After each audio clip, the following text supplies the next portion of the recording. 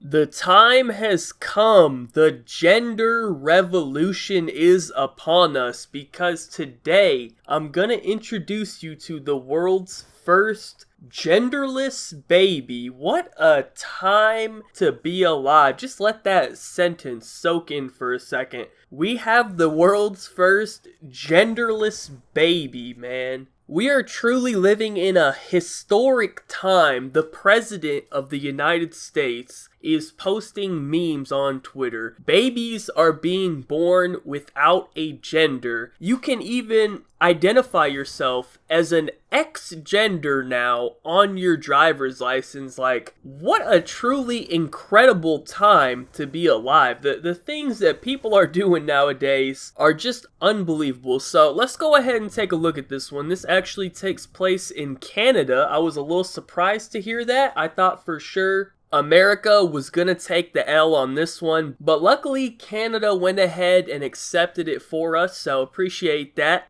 An 8-month-old Canadian baby has been issued a health card without a gender marker in what could be the first case in the world. Parent Corey Dottie, a non-binary transgender person who identifies as neither male nor female, aims to allow the child to discover their own gender. Okay, so I'm a little bit confused here. So was that the mom or the dad? I don't know what non-binary transgender person means. You're going to have to simplify it a little bit for us regular people. I shouldn't need a dictionary to figure out what fucking gender you are. I mean, if the article has to state the person's gender and then follow it up with like a whole paragraph explaining what that gender is, don't you think that might be a little bit ridiculous? I don't know. Just a thought. The parent gave birth to Cyril Atlee in November at a friend's home in British Columbia. Corey Dottie, who prefers to use the pronoun they, argues that a visual inspection at birth is unable to determine what gender that person will have or identify with later in life. I'm gonna have to disagree on that one. You know, when I was born, the doctor peeped my meat sticking out and he was like, yep, that's a boy. And you know, here we are, 36 years later, I still feel like a boy. So I don't have too much of a problem with the way things are going currently, but it seems we have an answer to our original question. It seems that Corey here is actually the mom, seeing as she gave birth to the child. I mean, disclaimer, I'm no bio major or anything, but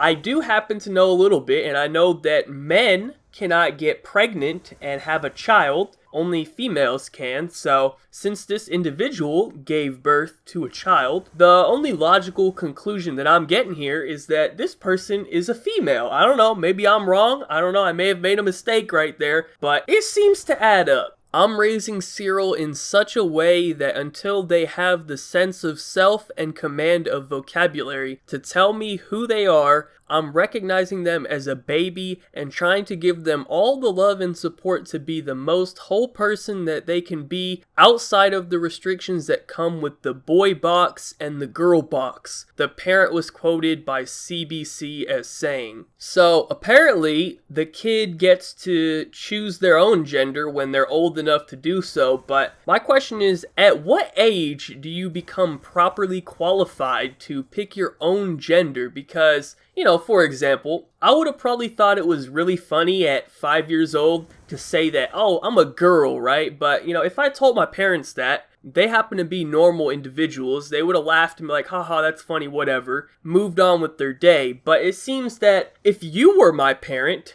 and I told you that I was a girl, you would have probably taken me seriously and, you know, taken me to the doctor and got my dick chopped off because a 5-year-old told you that he was a girl. So I just want to know, what exactly is the appropriate time to pick your own gender? And also, what exactly do I call this child until they figure out their gender? There are a lot of questions here that need to be answered. In the case of Cyril Atlee, the parent said that the authorities have refused to issue the birth certificate without a gender designation, and so the parent has applied for a judicial review of the case. The family's lawyer, Barbara Finley, who chooses to spell her name without capital letters, told Global News The assignment of sex in this culture is done when a medical person lifts up the legs and looks at the baby's genitals, but we know that the baby's own gender identity will not develop for some years until after they're born. Hold on, man. Can someone explain to me why the lawyer doesn't spell her name with capital letters? What gender is that? She's a capital gender or something? Like, you just can't use capital letters or something? Like, what the fuck kind of rules do people live by? I mean, it kind of does make sense on one hand because only a crazy lawyer would take a crazy case like this. If they took this case to a normal lawyer, they'd be like, get the fuck out of here. Like, what are you doing? Quit wasting our time. But they found someone who happens to be just as insane as they are, so she was happy to take the case, I guess. But